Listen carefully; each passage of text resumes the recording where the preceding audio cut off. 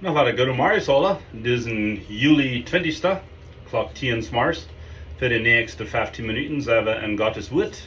Dit heet Gedanken is uit Gottes woord. Matteaus kapitel 24. Wel 3.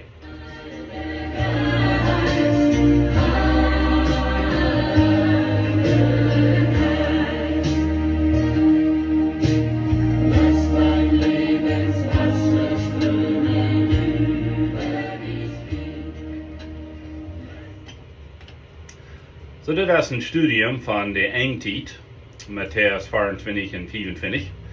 Und eigentlich sehr zu studieren über die letzte Deel, der Engtijd, sein zweites Kommen. Weil ja, als Jesus zum ersten Mal kam, dann seien sie wären so wie 500 Prophezeiungen, was so geworden wären, was erfüllt wären. Und es sind noch einmal 250 bis 300 Prophezeiungen, die fehlen in Erfüllung zu gehen. Und die haben zu tun mit seinem zweiten Kommen. So, nicht halt viel für die. Wenn das erste Kommen 100% sicher wird, wo sicher ist sein zweites Kommen? Well, auch 100%. Jesus kam 3. Der Engel sieht in der Apostelgeschichte 1, dass Christus hat 3 getan wie in dem Himmel und in der Luft. Christus wird hier 3 kommen. Und 2000 Jahre later leben wir noch noch. Und ich übernehme mich zu sein, ich will mich dort zu sein, dass meine Generation, die Menschen, die mit Taub sind abgewachsen, ich übernehme mich zu sein, dass wir wollen die Generation sein, wo das wollen sein, dass heute kann 3 in der Welt, in der Luft. Und das ist nicht zum Grün, das ist nicht zum Nervös sein, das ist zum Freien. Wo freien Eltern sich nicht, wenn Kinder und Großkinder in das Haus kommen? Und wo freuen wir uns nicht, wenn Eltern in das Haus kommen, nicht so? Und gleich so freuen wir uns für unseren Heiland, unseren Jesus Christus, unser bester Freund. Hebräer nennt uns der älteste Bruder, wenn der erst zurückkommt, um seine Brüder in das Haus zu holen. Das wird eine Zeit sein von Freien, von Feiern, von einer großen Freude. Dat nu zijn we endlich met taub en kan hem ongezicht zijn. Aber du moeten some dingen passieren, als hij terugkomt, en dat wil we Matteaus 24 en 25 zoveel van leren. En zo een ding, wat we vandaag bekijken, dat is de Fejenbom, een Fejenbom. En we zijn nu bij Matteaus 24, vers 32, hoe dat redt van een Fejenbom.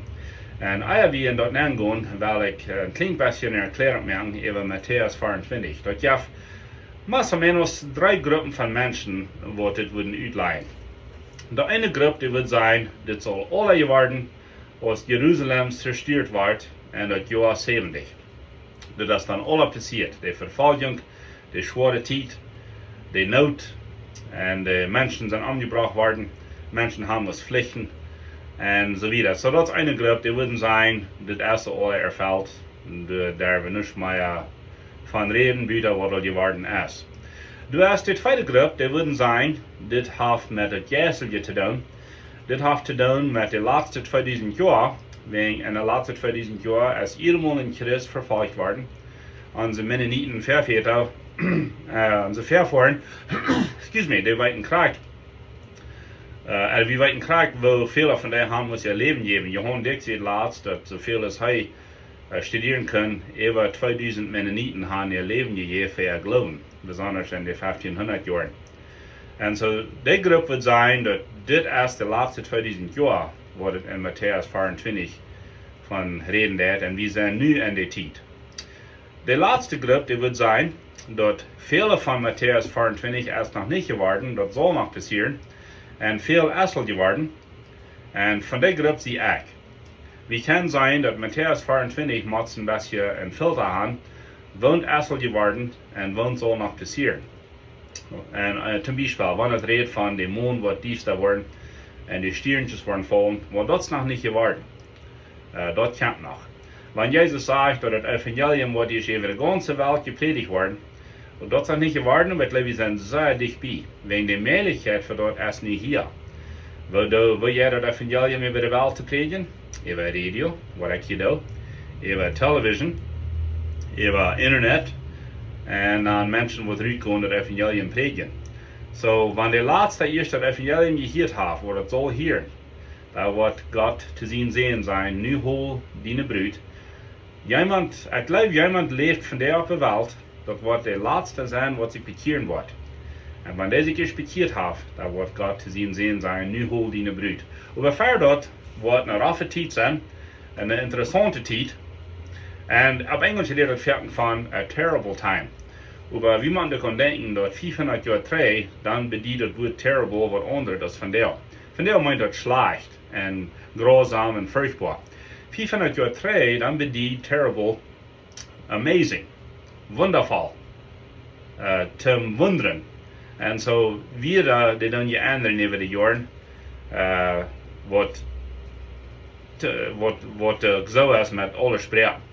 En zo, wie darven ons goed gruwelen, wie kunnen ons vrijen voor deze tijd. Niet dat Jezus hier nog een teken en zegt, an dem Fejenbom lernet ein Gleichnis. Je kan wat leren van dem Fejenbom, sagt er. Wenn sein Zweig jetzt saftig wird und Blätter gewinnt, so wisst ihr, dass der Sommer nahe ist. So, hij sagt hier ein Beispiel. Hij sagt, wenn der erste ist weg worden, und der ist Blätter rutschmidt, da weet je, Sommer ist dichtbij. Dann sagt er, also, krieg so, wenn ihr das alles seht, so wisset, dass es nahe vor der Tür ist. Wenn ihr dit alles sein, wo er von geredet hat, das wird falsche Messias geben, falsche Christusen, das Evangelium wird nicht gesprochen worden, du wird Krieg sein, ein mehr Krieg, und die Natur wird sich verwandeln, und du werden gerade Dinge passieren, gerade Erdbeben, gerade Urkunst und so weiter. En die tijd leven nu ook. Dat je immer grotere Urkunst en längere, dat je Erdbebens en so weiter. Wir leben in der tijd. En dan sagt er, wenn je diese Tekens hier zijn, dan weet je dat es dich bij. Alright. Aber dann sagt er hier, was sehr interessant ist. Ich sage euch, dies Geschlecht, was ist ein Geschlecht? Das ist eine Generation. Ein Geschlecht, eine Generation ist aber nicht von 30 bis 40 Jahren. So, alle 30 oder 40 Jahre fängt eine neue Generation an. So, meine Eltern wären die erste Generation, die in Seminal tragen. Ich und meine Frau sind die zweite Generation, die in Seminal wohnen. Und unsere Kinder sind ja die dritte Generation. Und wir haben eine Großtochter, das ist dann all die vierte Generation. Das ist ein bisschen, was er schafft. Aber er sagt, die Generation, die diesen Fejenbom wird sein, die wird nicht vergehen, die wird nicht sterben, weil das alles geworden ist. Alright, so what, hier sind zwei Uitlei, und dann wollte ich mit Ihnen ein bisschen einnehmen. Jesus kann hier vielleicht bloß sein, kicken die Tekens. Wenn Paulus sagt, wir sind nicht von der Arschelje, aber wir sind von der, was der Wacker sind. Und Jesus hat hier Luther geworden, dass wir weit nicht die Stirn in die Zeit, aber wir sollen abpassen, wir sollen die Tekens kicken, wir sollen Wacker sein, wir sollen studieren, lesen. Ich würde even sagen, dat wil ik naar de nieuws harten, want er zijn viele Tekens. En zo weiter.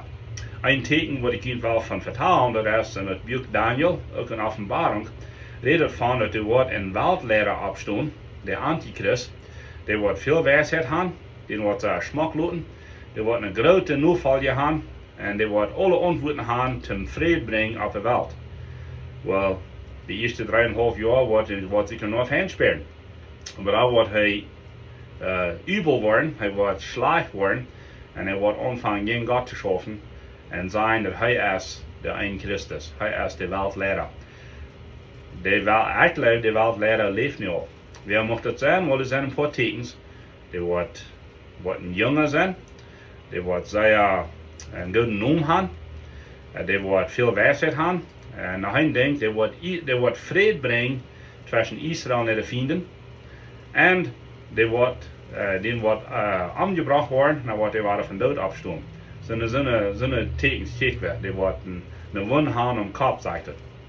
We doen wel meer van vertellen, wat we wat doen zijn. Nu redt Jezus van de Fejenbom. So, eine uitleg erst, dit zijn al die tekens. Hier is nog een uitleg, wo ik kan blijven.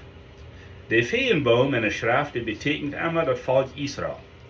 Im Alten Testament, wenn Gott redet von den Fejenbom, dann redet er von sein Volk, das Volk Israel. Einfach gesagt auf Deutsch, die Juden. Und ich sage, Jesus von der Fejenbom ist bleicht. Alright. Ich gebe nämlich zu sein, dass das erst in 1948 passiert. Was passiert in 1948? Weil in 1948, dann war das Land Israel frisch geboren. Da war die Regierung abgestellt. Da werden Grenzen gemerkt, da werden Gesetze gemerkt. Dann wird die große Frage, was ist stets hinter Israel stehen. Und Präsident Harry Truman hat in der Schrift studiert, dass Gott wird einen Tag die Juden treibringen in ihr Land. Und Harry Truman glaubt die Bibel und sagt, da steht, was hinter Israel stehen. Und das ist eine Ursache, warum Gott die Städte so sehr gesehen hat, mit Reichtum, mit einer Macht, mit Weisheit, wegen die stehen hinter Israel. Und 1. Mose 12:2 sagt Gott, wer Abraham die Nachkommenschaft wird segnen, den wird er segnen. Und wer Abraham die Nachkommenschaft wird fluchen, den wird er fluchen. So solange wir hinter Israel stehen und mit Israel top stehen, wo wir gesehen wurden, waren wir Israel auf einmal verloren, gegen die gehen, da war sehr wirklich aus dem Land. So, ich würde unsere politische Lehrer sehr mutig sprechen, steht mit Israel, steht für Israel, wenn Gott wird es segnen. So, nu sagt Jesus, die Generation wird dit wird sein, dass die Fejenbom waren blieben dat, die wird nicht sterben, von denen werden Menschen leben, wenn ich zurückkomme. So, ich gebe nämlich zu sein, die wird in 1948 geboren sein, oder gelebt haben, von denen sind noch viel, die werden noch rum sein, wenn Jesus hier zurückkommt. Ich gebe nämlich hier viel zu sein, nicht so? Aber das hat Jesus gesagt, die Fejenbom, die wird sehen, dass die blieben wird. Blieben meint es wat niet, du wordt geboren. Weil Israel weer in 1948 waren frisch geboren en dat land is door. Nu heb ik een vraag voor die. We reden in de schrift van de Moabiter en de Philister en de Amoriter en zo weer, de Babylonische. Wo zijn die? Wel, van die zijn keine. Wo zijn de Juden? Die zijn nog. Is het niet een Wunder Gottes, dat het van der nog Juden heeft? Gott heeft zijn volk nog kämmel vergeten. Hij zegt dat er is de offer van zijn eeuw. En dat zegt dat Israël wordt zich een dag bekeeren tot Jezus Christus. Dat zegt, die worden niet in kijken wem ze respect hebben. En die worden zich naar hem draaien. En zo, we leven in een tijd waar dat een grote erwekking kan geven in Israël. Zo, we hebben voor Israël beden. Dat er de erwekking passeren. Dat ze zich worden bekeren tot Jezus Christus. En dan dat andere is dat ze worden zeker zijn in het land. Dat er wordt vrede zijn, joh. Aber wir werden Israel gebruikt als een teken van dit Fejenbom.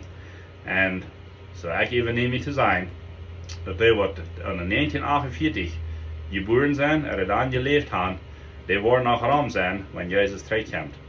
Wie kunnen we niet zijn van dag, of van tijd, of van stund, wenn Jezus sagt, we zullen niet. Aber Jezus zegt, kijk naar de tekens. En hij zegt, de Fejenbom, dat is een groter teken. Genoeg van dat, we zijn dankzij verhorchen. Moet Gott zijn woord zegenen. En dit is alle doet hij geschreven dat we worden ons bekeren tot Jezus Christus, zodat we red zijn wanneer hij komt. En wanneer die zo beden was, dan kan je beden, Herr Jezus, kom in mijn hart aan. Ik zie een zonde, wie dan de zin leidt. Wisch mij reinwaschen van alle zin, wisch mijn haren mijn heiland worden. Wisch die de vader zijn van dit, wisch die dat stetig nemen van dit vader. Ik word de metvader zijn. In Jezus' naam. Amen.